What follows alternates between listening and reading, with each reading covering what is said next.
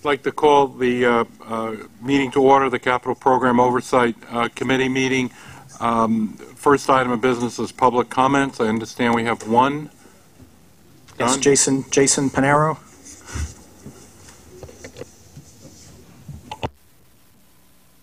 Good afternoon, Joe. Good afternoon, Ronnie Hakem. I'm kind of disappointed with you regarding the comment that you made in the city council, but let's get down to business. First of all, I'm going to request several things. One, does anybody have updates regarding the R179? That's way extremely overdue. We're talking about over a 2-year delay. First of all, the other thing is there a penalty that the contractor will receive if Cortlandt Street Station on the 1 train is delayed? If there's any communication with the new directive from the port unauthorized from our beloved states of New York and New Jersey, that they have their own problems. So I would love to see anybody from our side of the Hudson to go to their side of the Hudson and tell them, please don't discriminate on those who live east of the Hudson, because east of the Hudson is more important than the west side. And Joe, nice to see you. Thank you for greeting me earlier.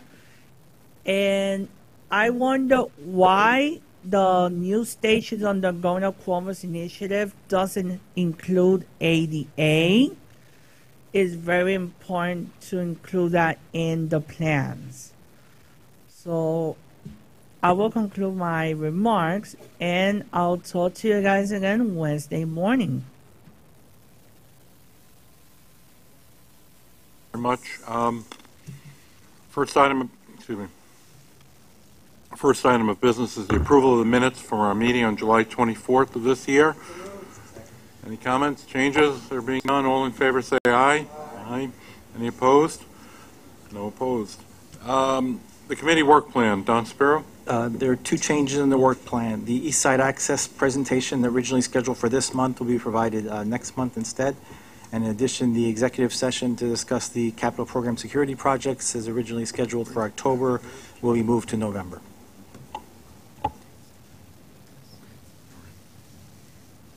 Are there any questions? Okay. Next item, the Minority Women and Disadvantaged Business Participation Report. Thank you, Mr. Chairman. Naeem Din is going to give a real brief overview of what our MWDB goals are, the annual goals in relation to goal achievement. Good afternoon, Mr. Chairman and distinguished members. The chart that you're looking at gives us a participation of DBEs in federally funded projects.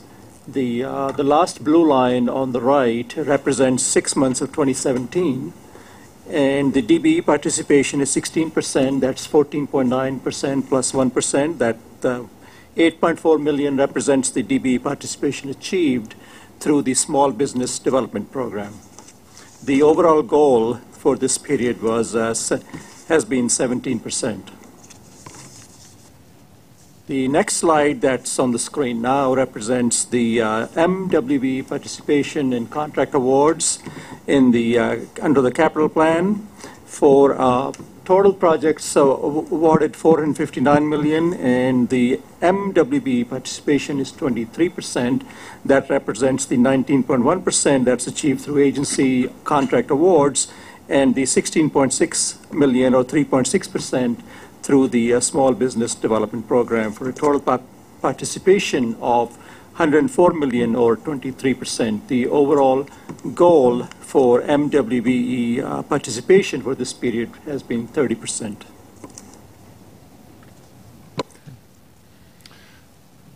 Any questions, commissioners? None. Next. The Small Business Development Program. Yes. Good afternoon, Mr. Chairman and the distinguished members. This is Emil Patel. Along with my colleague George Clary, we're going to give you an annual update on the MTA Small Business Development Program, which comprises of the MTA Small Business Mentor Program, Tier 1, Tier 2, and the federal program.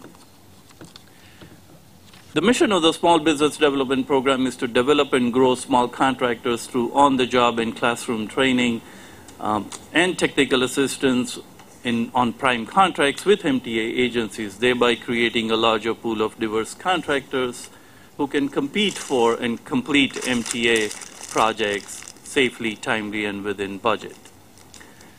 Within the SBMP Tier 1, we have New York State funded prime contracts of up to $1 million.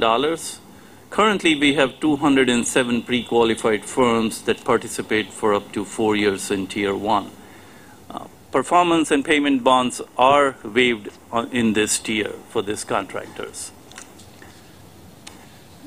Typical projects that we have completed in the last program year in Tier 1 are stair replacements, station enhancements, HVAC and electrical upgrades, installation of bus chassis wash lift equipment, bridge preservation projects, paving projects, help point projects, and landscaping. In Tier 1 to date, we have awarded 209 contracts worth $129 million to 144 firms, of which 188 contracts have been substantially completed to date. Our goal for the current program year is to award an additional $59 million in the SBMP Tier 1.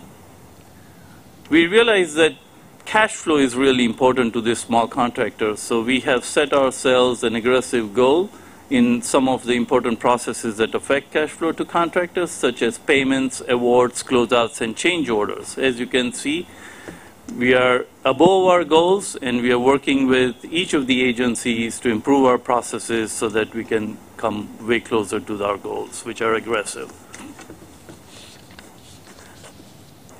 In Tier 1, we have pre-qualified 335 firms since the inception of the program. 144 of those firms have won contracts in the program with us. 50 of those 144 have attained 2 or more projects. Several participants have also obtained MTA contracts outside of the Small Business Development Program, which is a good feat. A couple of examples of projects that are completed by Tier 1 firms. S&S Kings Corporation, a New York State certified MBE firm, completed a miscellaneous repairs project at Robert Moses Building for bridges and tunnels at a total cost of $789,000. Northeast Electrical Contractors completed the Help Points project at Simpson Street and Prospect Avenue stations for NYCT at a total cost of $962,000. Moving on to Tier 2, which is where the program has been in existence for 3 years now. Here we have projects that are New York State funded prime contracts from $1 million to $3 million, and participation for the firms is also up to 4 years.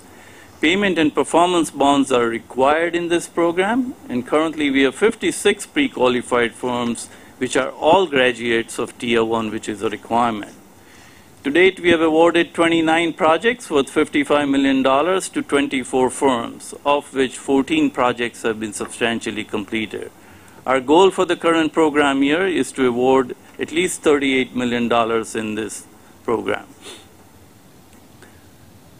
Couple of examples of projects completed by Tier 2 firms. Malcolm Patrick Corporation, a New York State certified MBE and an MTA certified DBE firm, has completed a communications building rehab project at Morris Park facility for Long Island Railroad at a cost of $3.4 million.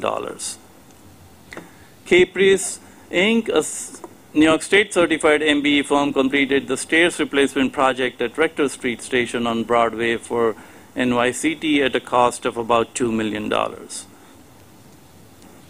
Moving on to the federal program, where the program has been in existence for 5 years.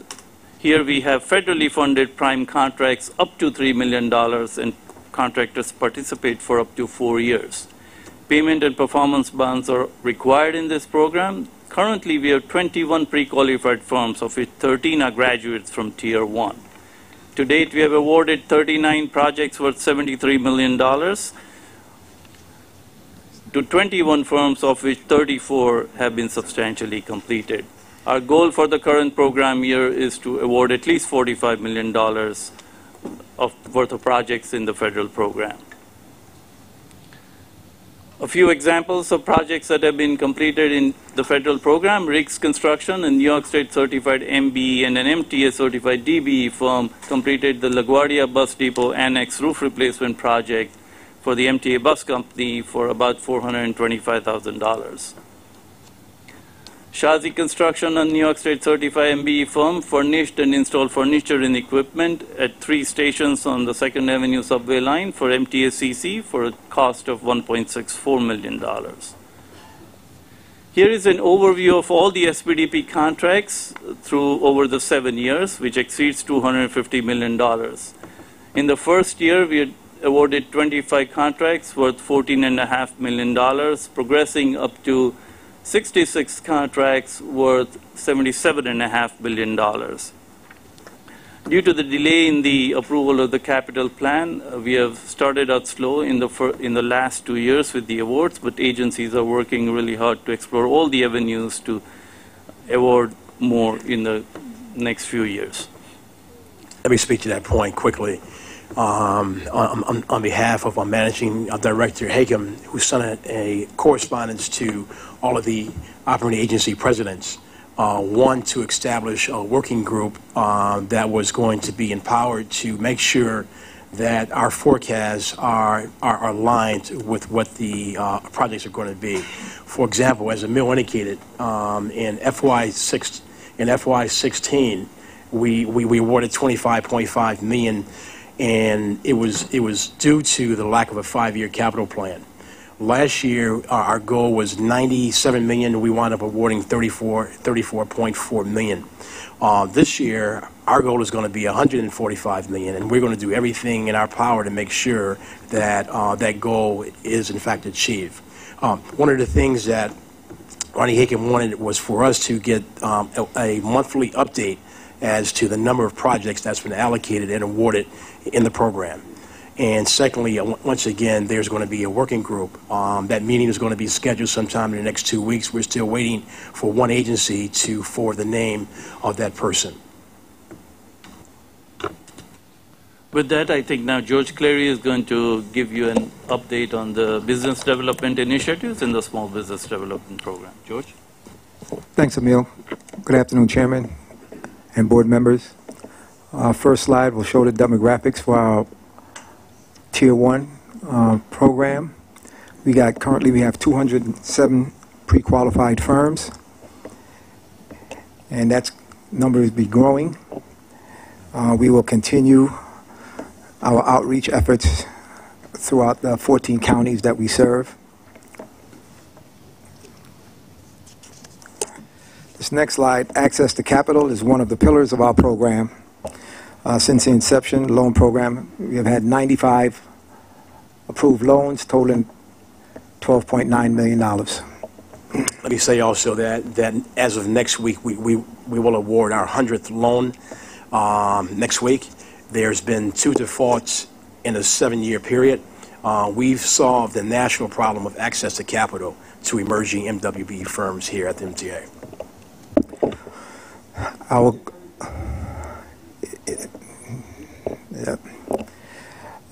MWB and DBE goals are 30% and 17% respectively, and we are far exceeding our MWB and DBE goals in all 3 programs.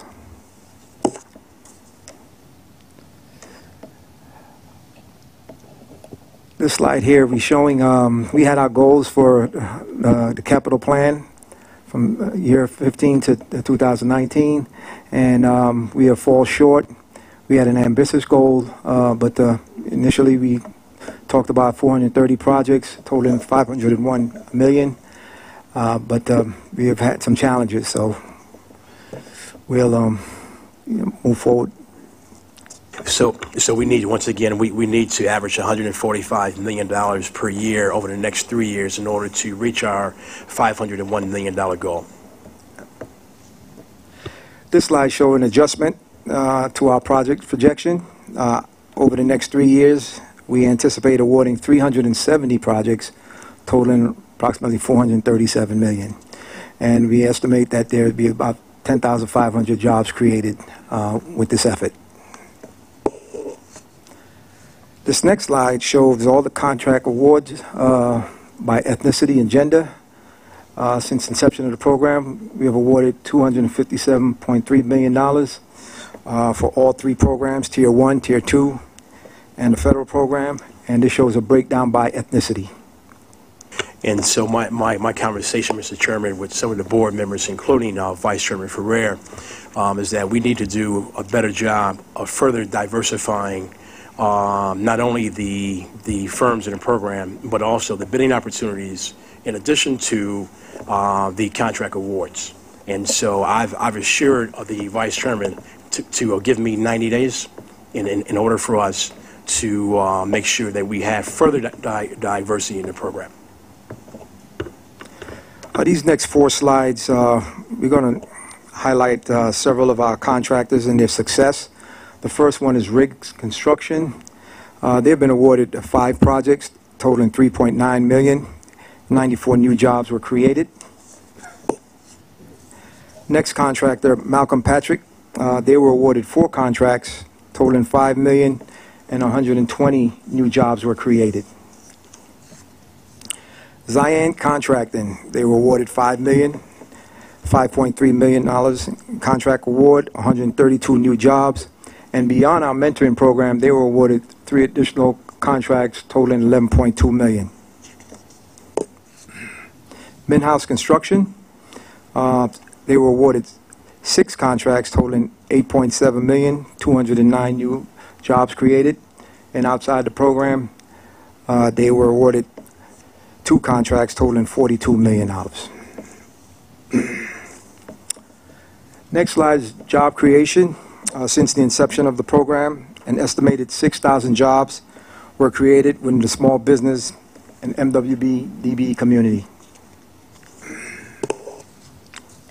Our next slide is our newest program, which started last September. A little over a year, we have had 44 firms in the program, the Emerging Contractors Program.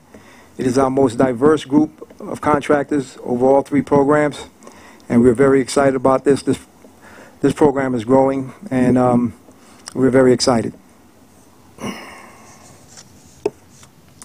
Our training program, which is another pillar in our program. The training program provides business and technical training for our contractors. The program is administered twice a year, in the fall and in the spring.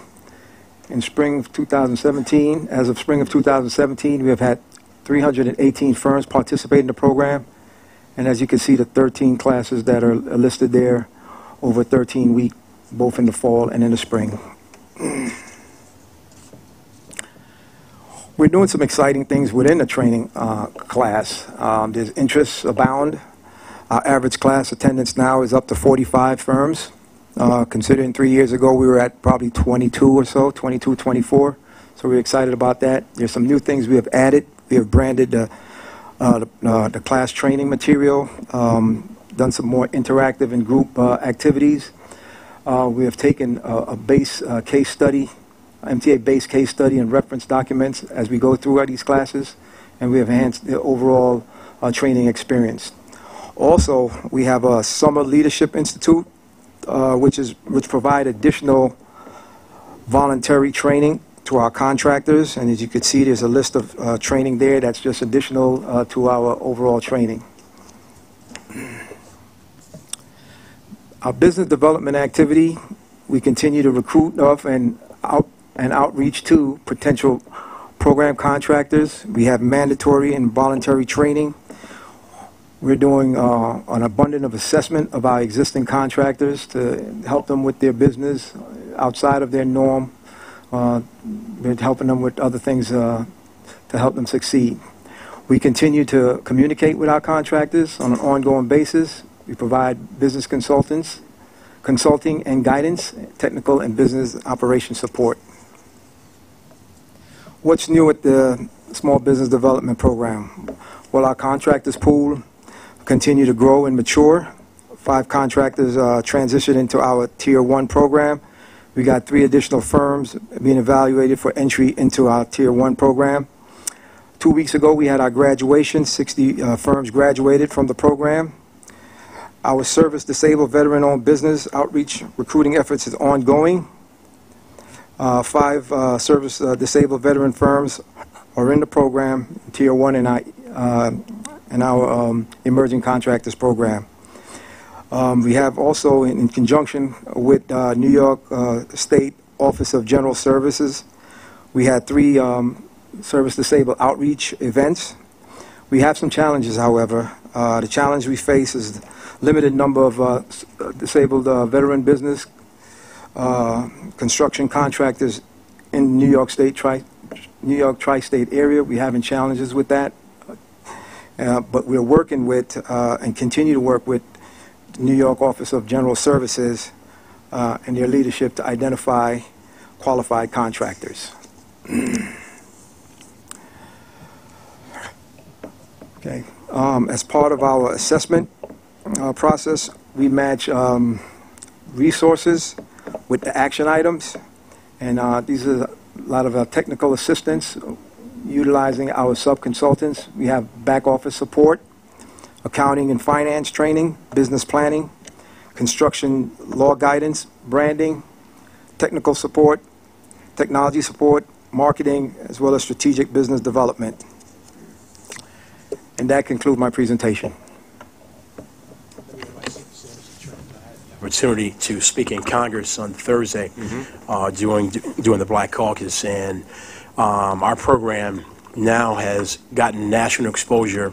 Other cities and states and other transportation entities are marveling at some of the things that we've been able to accomplish here. And as you know, that we got great exposure from New York News 1 on the graduation, and a national magazine has chronicled and highlighted our program on their cover, and I'll pass a few copies of these around. So we have, once again, solved the problem of access to capital, access to bonding, the right-sized projects, and we understand that access to government contracts equals job creation in an MWDB community, home ownership, a path to better educational opportunities, and health care options. And I want to thank the whole entire board, Susan in the early days, Freddie Ferrer, moving on and challenging us to focus on accountability and results. So thank you. Michael, the work that you and your team does is absolutely amazing, and we're very proud of what you've been able to do and put together. And I do hope it does become a beacon for nationally, so that many more can follow us. So again, thank you for everything that you do. Okay. Any questions? Any comments? All right. The quarterly MTA Capital Construction Company update. The first one is the MTACC report to all of us on Penn Station access. Eve.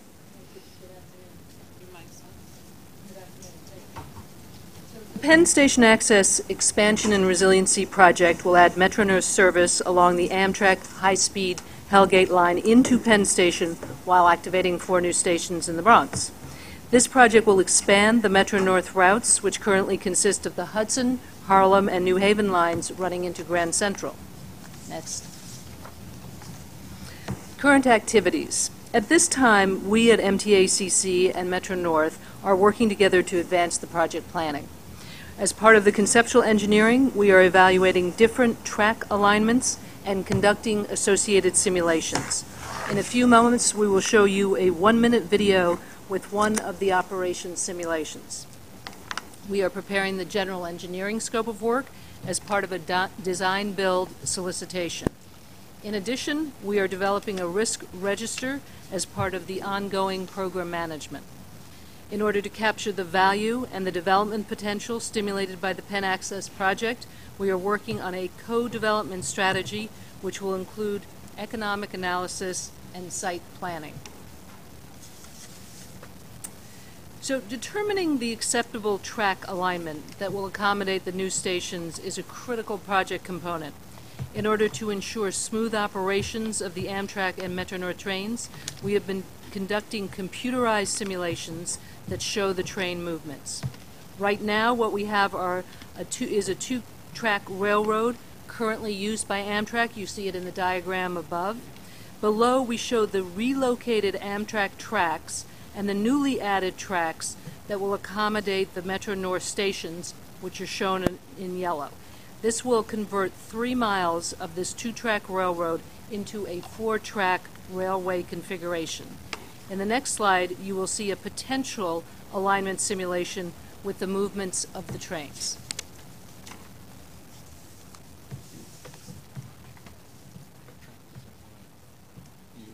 We're going to gear up our 1-minute video simulations. The Penn Station Access Project is planning to utilize Amtrak's high-speed Hellgate line for its new commuter service. We are currently studying how Metro-North and Amtrak trains will interact along the new route. This simulation shows one possible alignment which allows Amtrak trains noted with an A to bypass 3 of the 4 proposed stations on an outside track, while Metro-North trains noted with an M use an inside track to make station stops. Here's an example of an overtake move on the top 2 tracks. The Metro-North train M3009 uses the inside track to stop at each station, and the Amtrak train A185 bypasses it on the outside track.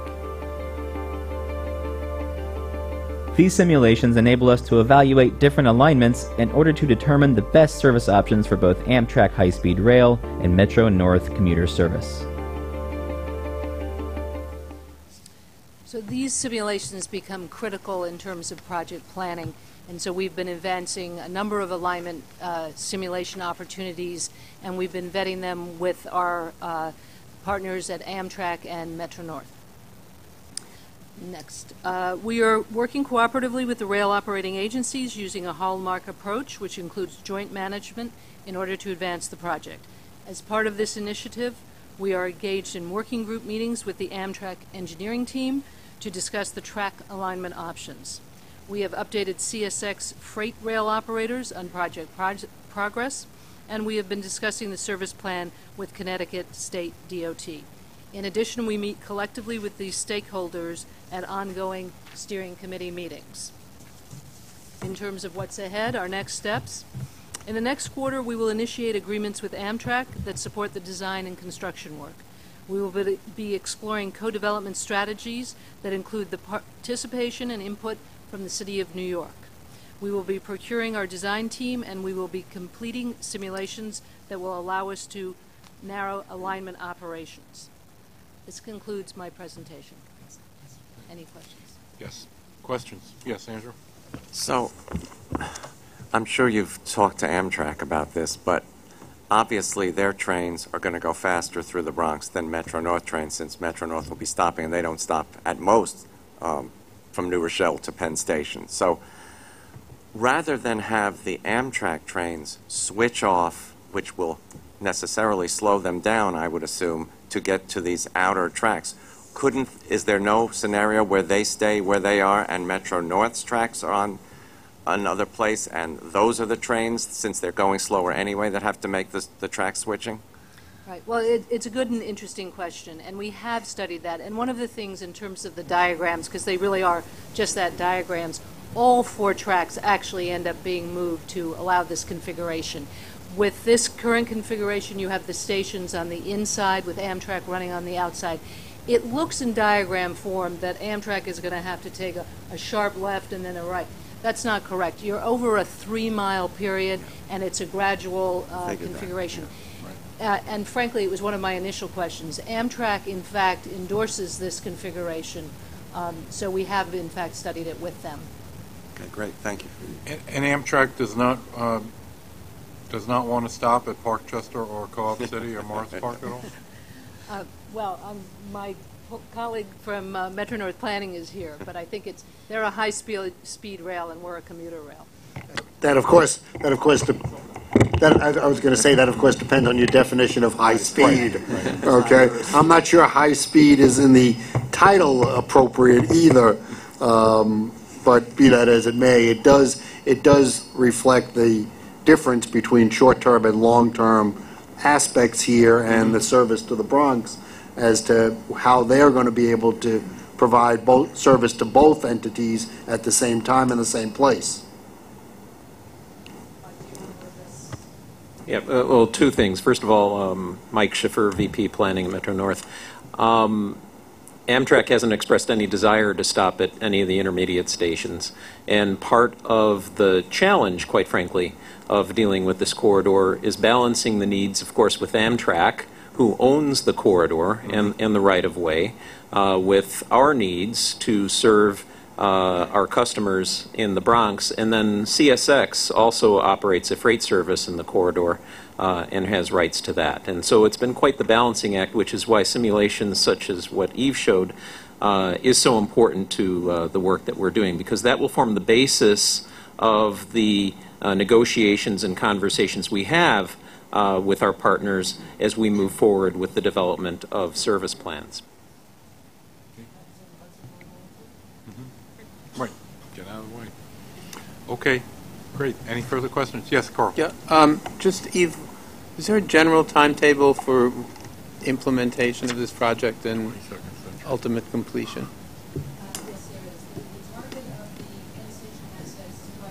I'm off. The target of the Penn Station Access project is to be activated when shortly after the East Side Access project is in effect. So we're working toward that. Right now we're at conceptual design level. We're starting to develop schedules to understand the full operational aspects. Because we're working on an active Amtrak right-of-way, we have limited opportunities to do our work, but we are looking to target it so that we can take advantage of when East Side Access is complete and the fact that there'll be the opportunity to then come into Penn Station. A rough sense of when that might be? I'm not looking. Well, December 2022, at the outside date. Is that's for East Side Access? Yes. And so this would be close to that, closely after that date? That is our target date. Yes.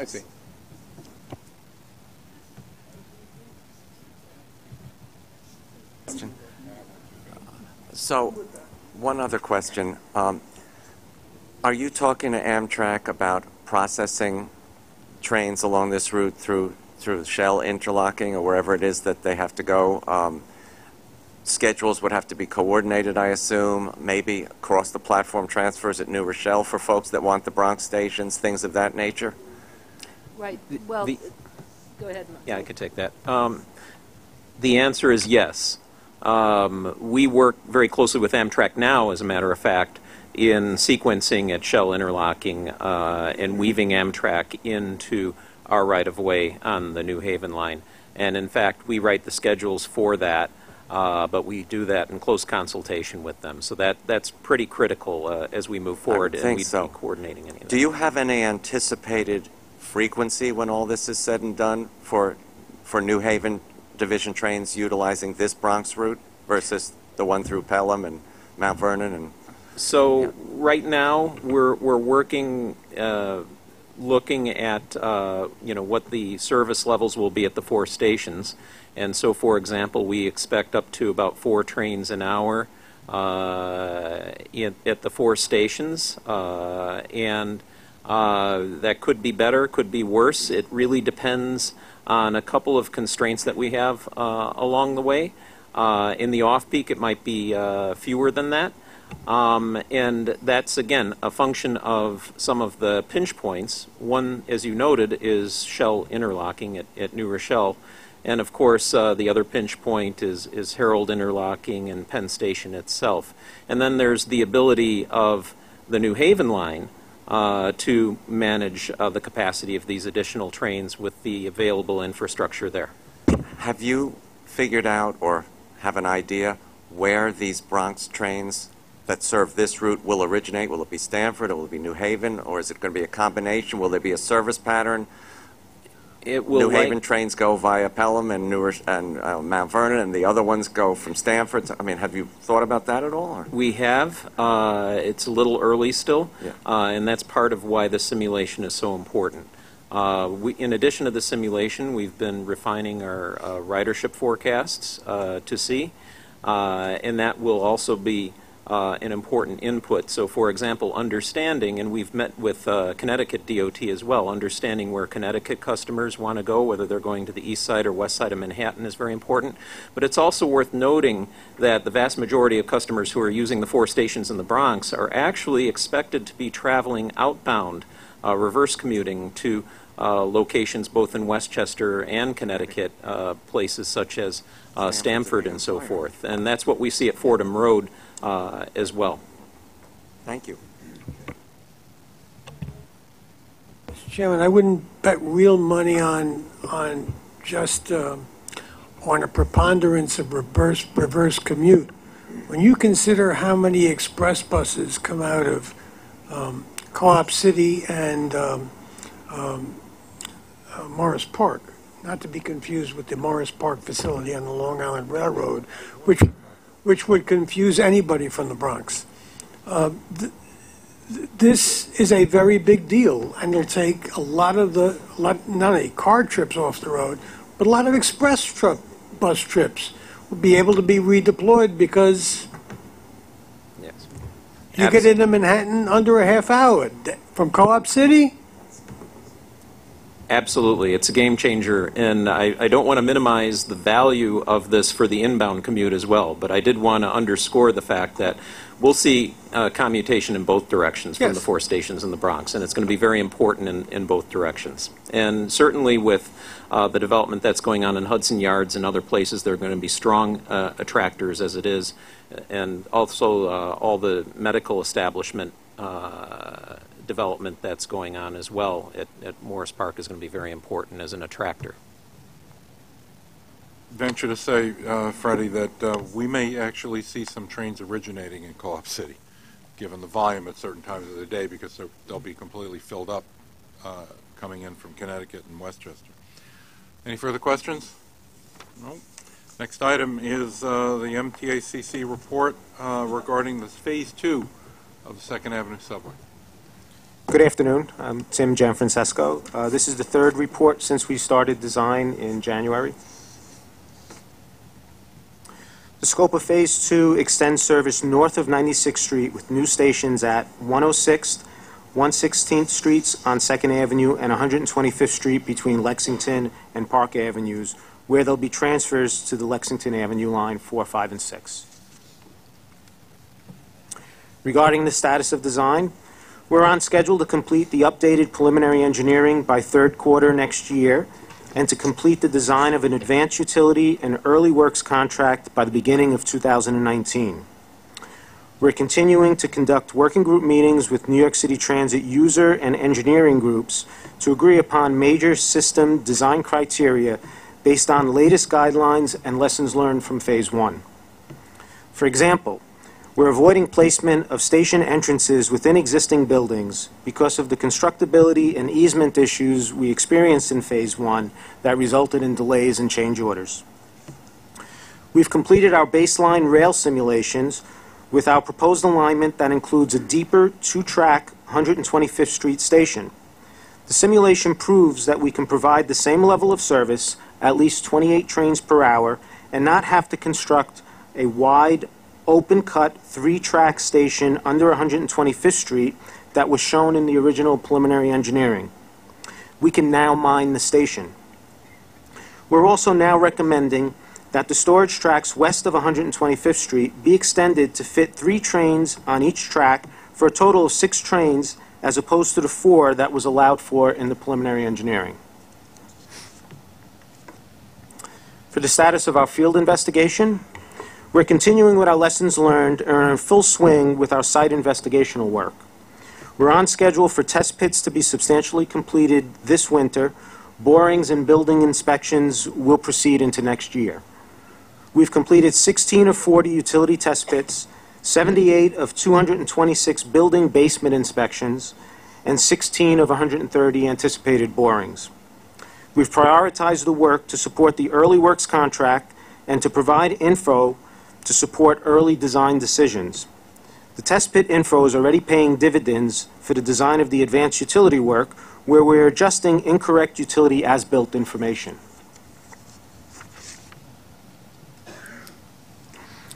This is an example of a rock core and soil sample that we obtained from our borings.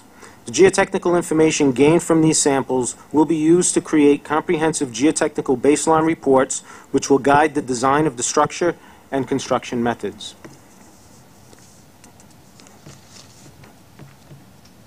Regarding the status of the environmental effort, we continue to identify changes to the 2004 environmental EIS and will submit the review document to the FTA in October.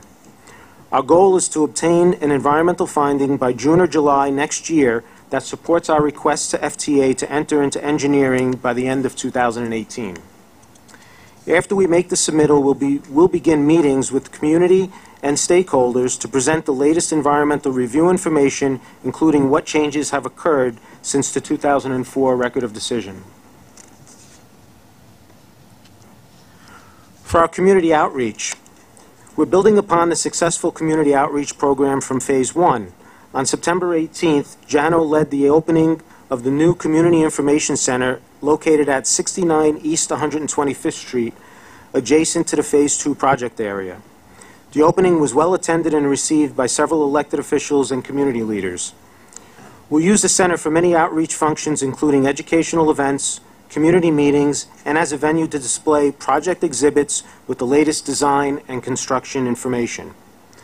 It will also provide the community with a location where someone can walk in and meet with a liaison to express concerns and get information and arrange for follow-up.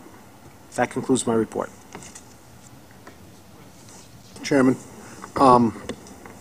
rightly or wrongly, and I'm not sure what the answer is, we are often criticized for the cost of our projects in comparison to same or similar projects in other places in this country, other places in the world. Sooner or later we're going to be compared with other places on Mars. But we always seem to be criticized for those situations.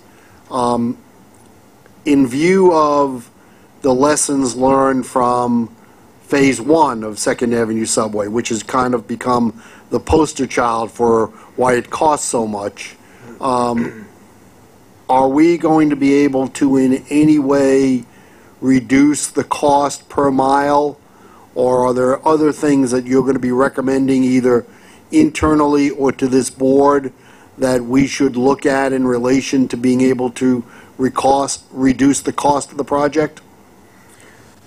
So we are already looking at lessons learned from Phase 1, and some of the items that I presented now will actually help us control costs by getting out and doing advanced investigations of utilities, advanced investigations of the buildings, which can prevent unforeseen conditions in construction and delays.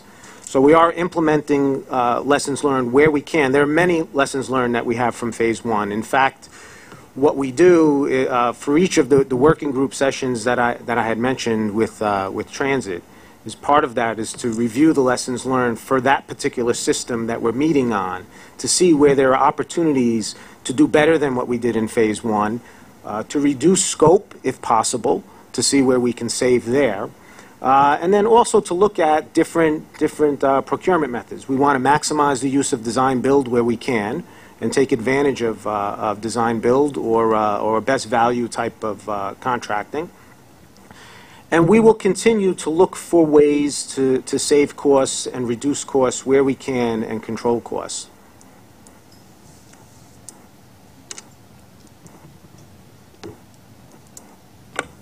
So I might have asked you this once before, but why was this originally envisioned as a 3-track terminal? A 3-track terminal implies that's the end of the line and you're not going any further, whereas 96th and 2nd now is a 2-track terminal and there are extensions going north.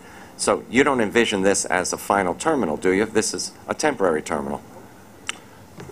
Well, I don't necessarily agree that a three-track terminal implies that we wouldn't extend. You could still extend further with a three-track and just have an interlocking and transition down to two tracks. We didn't do that and for go further 96th west. Street, so. What's that? We didn't do that for 96th Street, so that clearly was going to go further. We were looking for a three-track terminal to give us the flexibility of three tracks and to store, only extend one track west for storage, to have a total of 4 trains in storage, one on each track and then one in the station. Three-track terminal gives you some more flexibility in case you have a stalled train in the station, as opposed to a two-track station now. But the three-track station construction would be extremely disruptive, or is more, let me rephrase that, it's more disruptive than a two-track mine station construction. It would extend almost building line to building line on 125th Street and necessitate that we open cut that station. So being able to mine and to be able to keep the level of service that we need with a two-track station is really a benefit in terms of construction impacts. And like I said, the rail simulations, with the alignment that we selected, does support the same level of service as a three-track terminal. Thanks. Any further questions? There being none, now our update on Cortlandt Street, the opening on the number 1 line. Good afternoon. Dan? Cortlandt Street project continues to work towards a revenue service date of December 2018 with a budget of $181.8 million. This $181.8 million includes the $23.4 million approved in the May 2017 capital plan amendment, which is currently being held in risk reserve. Progress has been inadequate as compared to expectations for schedule and expenditures. However, there has been work performed at each level: the platform level, the mezzanines, and the fan plants. At the platform level, the contractors continued installation of block walls, exhaust ductwork, and installation of that ductwork. The installation of the communication and power conduit on the northbound platform has also begun. At the north mezzanine, the contractors continued installation of conduit and has poured the concrete for the back of house rooms. Block work also continues in this area. New cast-in-place walls have been constructed in the north fan plant. The structural steel for both the escalator and the supports within the fan plant, the structural supports within the fan plants, have been installed. Also, the electrical switchgear installation has begun in both the normal and reserve electrical distribution rooms. At the street level, the contractors completed installation of the reserve property line box and run electrical feeder cables and conduit from the property line box to the reserve electrical distribution room. The contractor has also begun the installation of feeder cable from the normal property line box to the normal electrical distribution room. The following work is scheduled to be completed over the next 90 days. Completion of the normal property line box installation and associated feeder conduit, cable and conduit. Platform construction, including conduit installation for communications and power, installation of block walls, and ductwork installation will continue. Delivery and installation of the air handling units are expected. And the sidewalk vault at 114 Liberty Street will be modified in preparation for installation of the new Con Edison transformers. As I will describe further in the critical issues section, the actual progress of the contractor, as measured by progress payments to date, continues to be only slightly above 50% of the planned progress. Some of this lack of progress is the result of design changes in the communication systems and their prolonged negotiations. However, MTACC's primary concern at this time is the insufficient progress of the contractor. As for schedule, the project is still forecasting substantial completion in December 2018. Although the contractor's submitted schedule forecasts a later date, MTACC has analyzed that schedule and found numerous improper items which the contractor was directed to remedy. These directed corrections resulted in a substantial completion date of October 2018. MTACC is reviewing the schedule with an independent scheduling consultant to identify additional opportunities to further improve the schedule. As for cost, $7.8 million of the original contingency of $16.5 million remains. This is an increase of $500,000 since we last met, partially due to credit changes being negotiated, and partially because two previously negotiated changes met the requirements of an allowance item already included in the contract. The additional $23.4 million included in the approved May 2017 capital plan amendment has not been added to the third-party construction contingency, but rather is being held as a project-wide risk reserve. As far as critical issues are concerned, the first critical issue pertains to the lack of progress achieved by the contractor to date. The slow pace of submittals and the lack of progress on critical work activities is not acceptable. MTACC has reviewed the contractor schedule and also hired an independent consultant to review the credibility and flaws of the contractor's schedule as submitted. Since the last Capital Program Oversight Committee, MTACC has directed the contractor to correct these flaws and has been monitoring the contractor's schedule closely against these expectations. Although we have directed these changes, there is no commitment from the contractor to work to or adhere to the schedule as directed. For instance, in the first week of September, less than 20% of the 50 activities scheduled for that period were progressed. We continue to be concerned over this lack of progress. The next issue is in regard to the construction of the Port Authority's West Bathtub Vehicle Access. This continues to be a risk to the completion of the north end of the northbound platform. Since our last report to CPOC, Port Authority has mobilized their cranes and begun steel erection operations. We are also discussing resequencing opportunities that will allow the contractor to work in the north end while Port Authority continues steel erection activities. We will continue to monitor the Port Authority's progress in this area. Although many of the Port Authority interferences within MTA allocated space have been resolved, 10 items remain. 4 of these items are currently being resolved, and Port Authority has designed resolutions at their cost for an additional 5. The Port Authority is in the process of procuring a contractor to address these 5 issues. There remains 1 outstanding item that does not yet have a solution. Finally, the work that will occur in the north end after the Port Authority erects the West Bathtub Vehicle Access is still being negotiated with the contractor, including the relocation of smoke exhaust ductwork due to Port Authority redesigns. Station lighting was also upgraded to LEDs.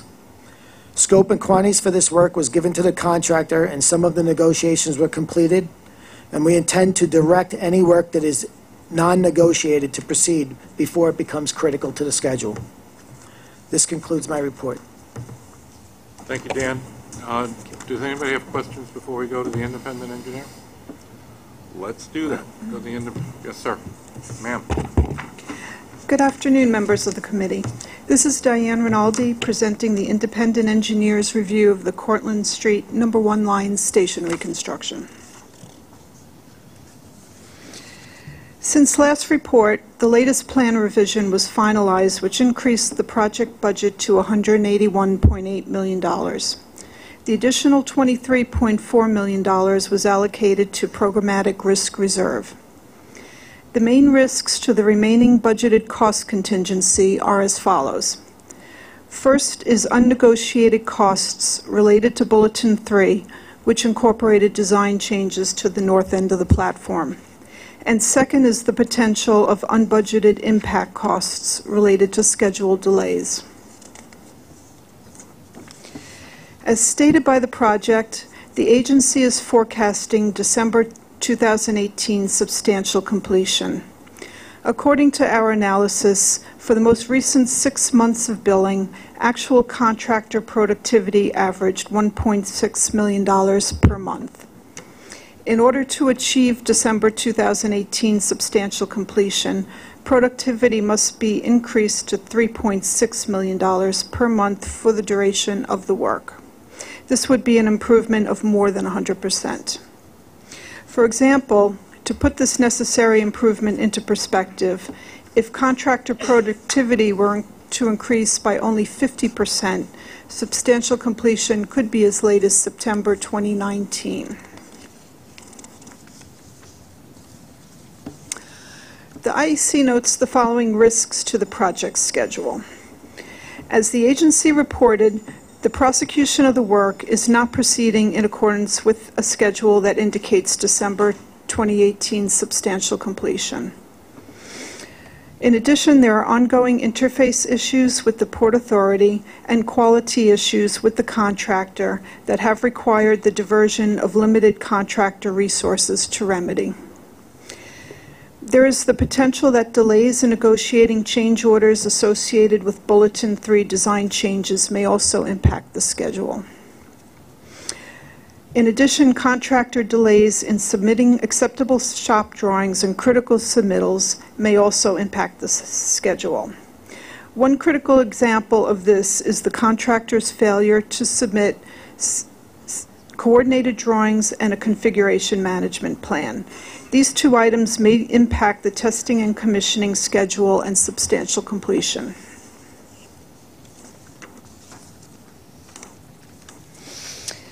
And finally, IEC observations. The IEC concurs that contractor prosecution of the work to date has not proceeded in accordance with the critical path. In addition, the IEC concurs with the agency's statement that there is no commitment from the contractor to work to a schedule that indicates December 2018 as they have been directed to do. The IEC also concurs with the agency's statement that the contractor's insufficient progress to date is unacceptable. And in conclusion, the IEC supports the agency's actions and the board's actions aimed to improve contractors' performance and to complete the remaining work of this project in a timely manner. And that concludes the independent engineer's response. Andrew, do you have a question? No? Any questions on the part? I know this issue came up at an earlier meeting, and we're taking action accordingly. So, thank you. Okay. Next item is the Metro North Customer Information System. Mike? Mr. Chairman and members of the committee, next month is going to be Metro North's report on the customer service initiative. But with anticipation of 4 major contracts being considered this month, we felt it appropriate to put a summary of the risk assessment in the book. With the consideration of those 4 contracts now deferred to next month, it might be more appropriate to have a discussion of the risk assessment when Metro North gives their presentation. But there is a summary in there, and if you'd like to talk about it or have any questions, we can certainly have them answered. There being none? Okay. The Capital Program Status Report, Ronnie Hakem. Thank you. I'm referencing the commitment and completion highlights on pages 83 and beyond. In terms of commitments, in 2017, the agencies plan to commit a total of $7.3 billion, which includes 51 major commitments that we track throughout the year. Through August, the MTA has made 27 of those major commitments, while 10 are delayed, 9 of which are forecasted to be made by year's end.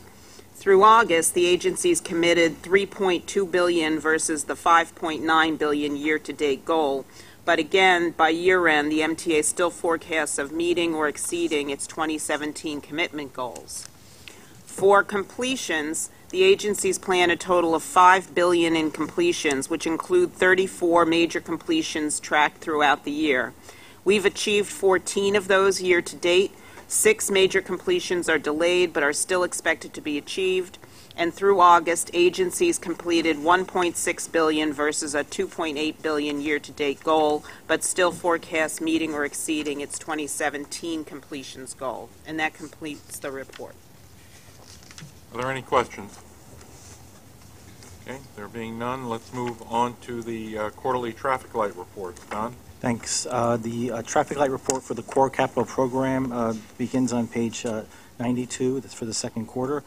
A total of 291 projects were reviewed, 52 in design, 239 in the construction phase. Of these projects, 65% were designated green, 21% designated yellow, 14% designated red. For each of the 42 core projects that are designated red this quarter, the agencies have prepared a one-page report stating the cause and the corrective action. On page 136, the Sandy Capital Program Traffic Light report is presented. A total of 92 active projects were reviewed in the second quarter, 5 in design, 8 in post-design and construction, 79 in the construction phase. Of these projects, 57% were designated green, 20% yellow, 23% red. And again, each of these 21 projects designated red, there's a one-page report stating the cause and the corrective action. I'll just quickly move on to number 10. For information, starting on page 154 is the quarterly capital change order report that also covers the second quarter. And that concludes the agenda, I believe. Are there any questions? Yes. Ask a question, or may I make a comment about the risk assessment? I had a thought when I got my brain back in gear here. Cortland, you mean? Cortland. Sure. The Metro North Committee is providing Kathy with a list of issues that we think need to be addressed. And when I thought about it, I think the risk assessment does provide some understanding. One of the things that we ask for is a chart that shows how the different components of the CSI have to go together, because that was one of the points that we were struggling with this morning. The risk assessment helps me clarify that a little bit, so perhaps you would reach out to Kathy, be sure that she has it, and it might be wise to have it in the Metro North Committee as well. Susan, Kathy is right here. Oh, hi, Kathy. We will work with Thank them you. to do that. Yes. All right. Any new business? Any other comments? Motion to adjourn? Seconded? Okay. All in favor, say aye. Aye. Thank you. As you know, we're going to go where the Diversity Committee meeting is going to get gavelled into session. You should do it right from there now, and then I'll move to... At 8 a.m.? Okay, so we're in adjournment until 8 a.m. on Wednesday morning. Thank you. I love that trick.